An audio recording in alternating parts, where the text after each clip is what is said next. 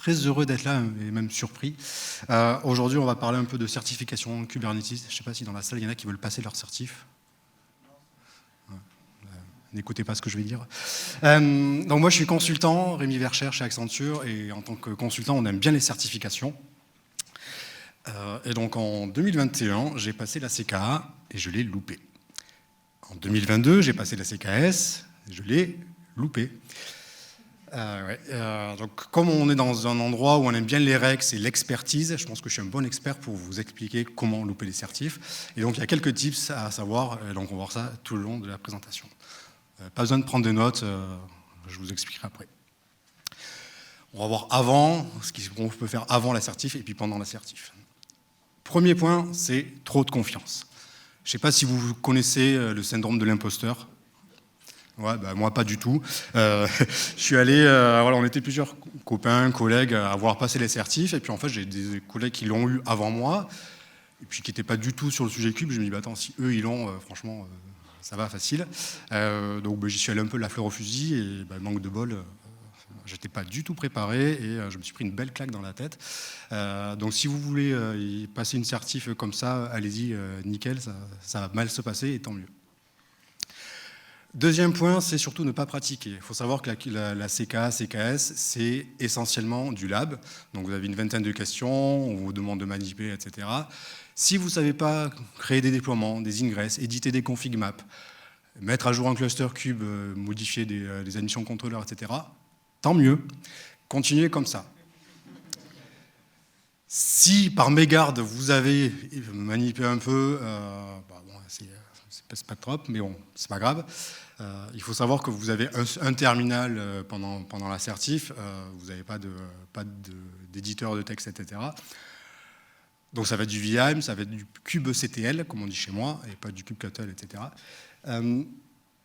Donc apprenez pas les raccourcis, voilà, les indentations YAML, etc. Vous pourriez gagner du temps et être performant, ça serait dommage. D'ailleurs, super outil Lens, il y a des gens de Mirantis pas loin. Alors ça, c'est un super outil pour ne pas apprendre les commandes kubectl, justement. Donc moi, j'utilise pas mal en prod, mais finalement, ça ne nous apprend rien sur la commande. Mais c'est quand même un bel outil.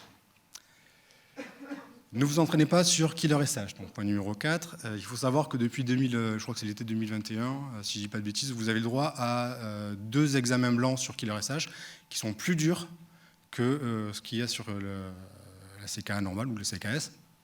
En plus, vous avez 36 heures pour les passer. Ça vous donne des informations supplémentaires pour faire du deep dive, etc. Ça serait dommage que vous en sachiez plus que lorsque vous allez passer les examens. Donc, je vous déconseille d'y aller. Celui-là, je l'aime bien. C'est de ne pas faire des bookmarks sur kubernetes.io. Avant, on pouvait avoir des bookmarks pour aller assez vite sur les informations, pour aller chercher la bonne information. La CNCF a changé le mode d'examen et vous ne pouvez plus faire ça. Donc je crois qu'ils m'ont écouté, ils ont écouté ce que j'ai dit, donc je suis plutôt content. Donc vous ne pouvez plus faire de bookmark. On va parler un peu de timing. Je crois là, on est plutôt bon. Essayez d'utiliser votre premier essai le plus tard possible. Quand vous souscrivez à l'assertif, vous avez 1 an pour la passer. Vous avez 2 essais à passer dans l'année, donc même le deuxième dans l'année. Essayez de passer le premier le plus tard possible pour ne plus avoir de temps de passer le deuxième. Voilà. Toujours dans le parti timing, c'est oubliez que vous avez souscrit à l'assertif. Ça m'est arrivé, hein, je rigolais. Donc bon, j'ai passé la CKA, derrière il y a un petit mail qui dit « Ouais, super, vous avez 30% sur le CKS » et j'étais faible, j'ai cliqué, j'ai dit « Ouais, ok, c'est bon ». Sauf qu'entre le moment où j'ai acheté le voucher et le moment où j'ai passé les CKS, il s'est passé plein de choses.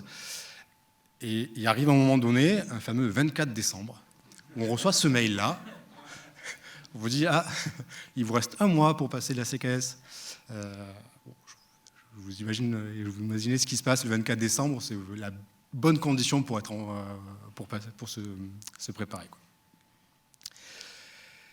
On y est presque avant l'examen, c'est ne pas se mettre en bonne condition. Il y a certains trucs, voilà, moi ça faisait 15 ans que je n'avais pas passé de certif. Ma dernière certif c'était un DESS, donc pour les vieux, vous voyez ce que c'est. Il faut se mettre en condition quand même à l'examen, moi je ne l'étais pas du tout, donc un premier, bon, c'est classique, comme hier soir par exemple. On va éviter, on peut se mettre dans des états comme ça pour passer les certifs, ou bien On peut planifier l'assertif tard le soir, donc après une bonne journée avec des clients bien gentils, des bonnes réunions, ça vous met bien en forme, c'est pas mal. Un truc aussi que je n'ai pas dit, c'est que j'ai des enfants, et on vous demande de bien ranger votre bureau.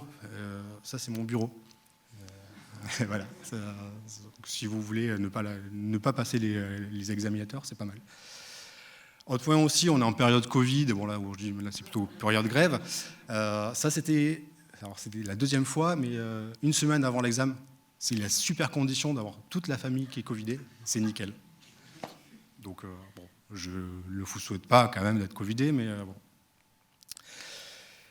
Ok, on a vu avant l'examen, maintenant c'est pendant l'examen, malgré tous mes conseils, vous voulez quand même y aller.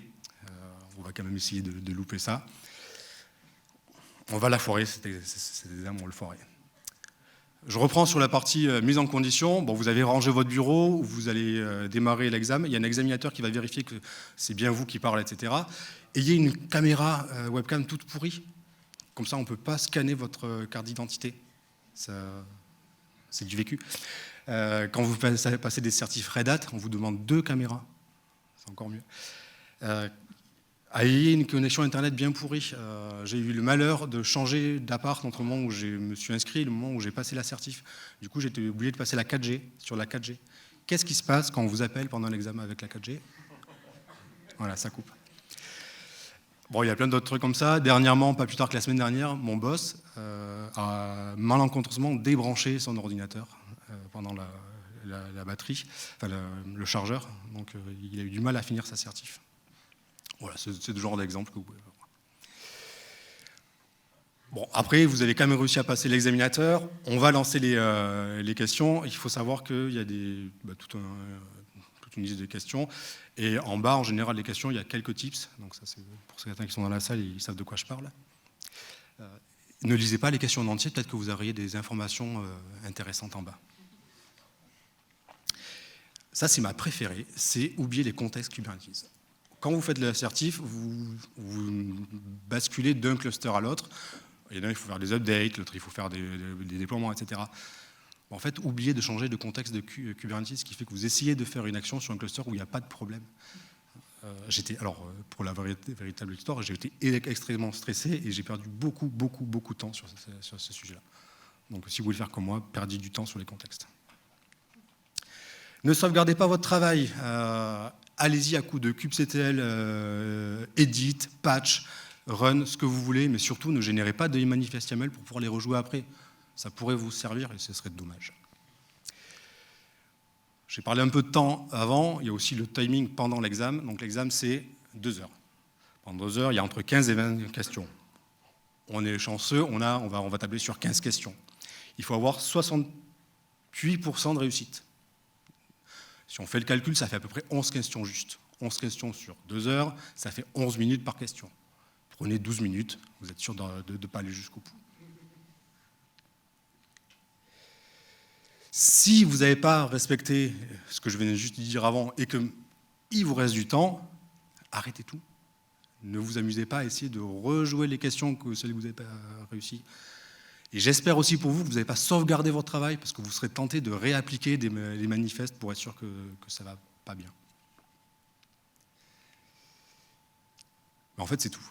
C'est à peu près tout ce que je peux vous dire sur ces sujets-là. Bon, j'espère que vous avez compris que c'est, bien sûr, si vous voulez passer l'assertif, il ne faut pas écouter tout ce que j'ai dit là. Cela dit, j'en retiens 2 points. Premier point, pourquoi j'ai loupé ma CK au début, c'est que j'y suis allé vraiment en mode détente. Non, finalement, une certif, ça se prépare. Il faut se mettre en condition. Voilà, faut être en condition d'examen, quoi. Sur la CKS, c'était un peu différent, parce que clairement, je n'ai pas eu le temps de préparer mon truc.